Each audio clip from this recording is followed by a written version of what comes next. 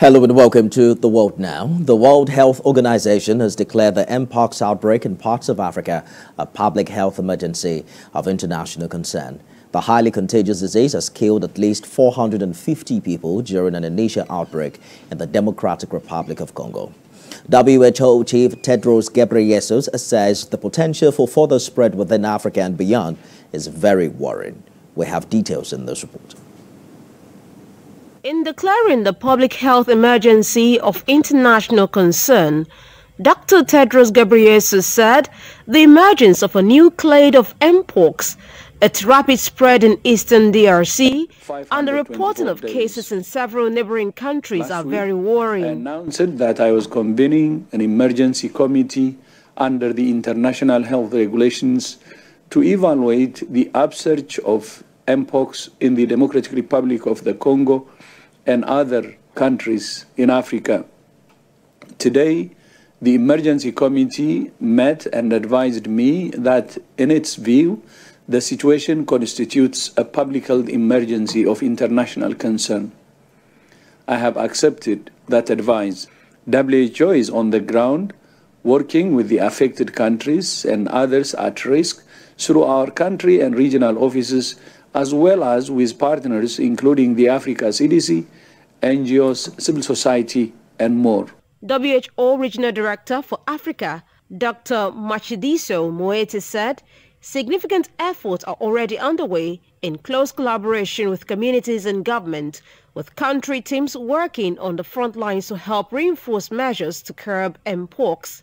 Committee Chair, Professor Dimi Ogoina, said the current upsurge of mpox in parts of Africa, along with the spread of a new sexually transmissible strain of the monkeypox virus, is an emergency not only for Africa, but for the entire globe. The risk factors for mpox that is expected to guide who we're expected to vaccinate.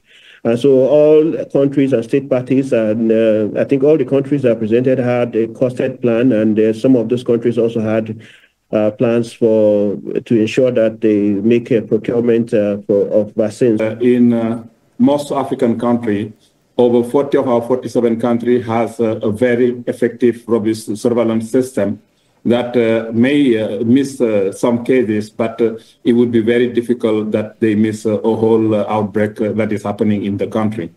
This PHEIC determination is the second in 2 years relating to mpox. Caused by an orthopox virus, mpox was first detected in humans in 1970 in the DRC. The disease is considered endemic to countries in Central and West Africa. The two vaccines currently in use for mpox are recommended by W.H.O. Strategic Advisory Group of Experts on Immunization and are also approved by WHO-listed national regulatory authorities, as well as by individual countries, including Nigeria and the DRC.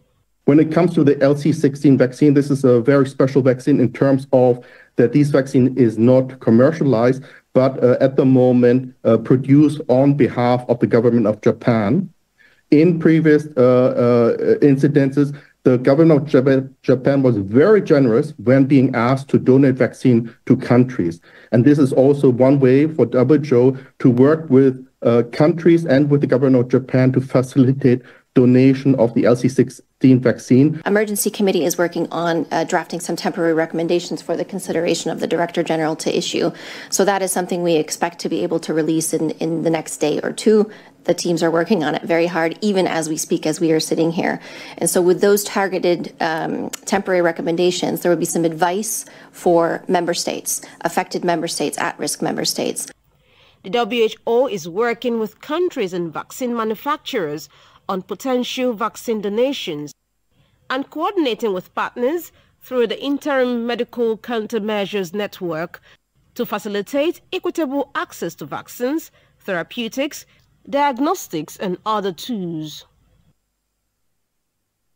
Dr. Ghebreyesus is the Vice President, Medical Initiative for Africa. He joins me now for more on this development. WHO, for the second time since 2022, has declared mpox a global health emergency, citing rapid spread across Africa. What has made the viral disease persist for that long on the continent? Sorry, I can't hear you. Well, I'm asking you what has made this viral disease persist for this long, since 2022, on the continent. Well, one of the things, thank you for having me.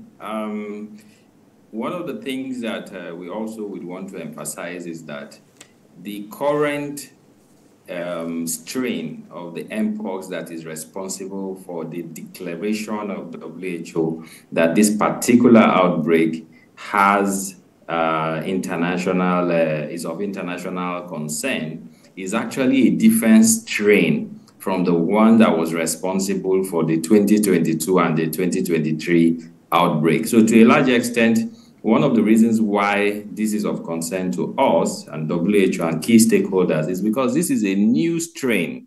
It's called the clade 1. There are actually two clades, clade 1 and clade 2. This is a substrain of clade 1 called the clade 1b. And one of the reasons why it's of concern is because in 2022, for example, in the whole year, we had about 7,147 cases. In 2023, it went up to 14,000 in the whole year. But now, half year into 2024, we are recording 17,000 cases. That's number one. Number two, we are seeing that we are recording a high amount of vulnerability, especially in children, as seen in DR Congo. In DR Congo, for example, where is the epicenter of this outbreak, we have already seen that at least 14,000 cases have been documented, and up to 60% of them is occurring in children, and most of the death is also occurring in children. But what is peculiar about this current outbreak again is that there are 4 countries out of the 13 countries that are presently reported. There are 4 countries that are reporting this particular strain for the first time. But geographically speaking, each of these countries is contiguous to is near the Democratic Republic of Congo. Burundi, for example, is reporting 100 cases, and the 100 cases is affecting over 50% of the districts in Burundi. Kenya is reporting 2 cases. Uganda is reporting 4 cases, so to speak. So it is a problem because we have a new strain. This particular strain is being transmitted more efficiently. This particular strain is causing more illness. And if it maintains this trajectory, we expect that more countries will be affected. And before you declare a condition of, as a public health condition of international concern, you have to meet the criteria, and it has met all the criteria. And for us to put this, if you can hear me, slow down this outbreak, you need a significant effort that will be across boundaries. Quickly, let us talk about international proportion. Let us talk about vaccination and how crucial it is in controlling this outbreak.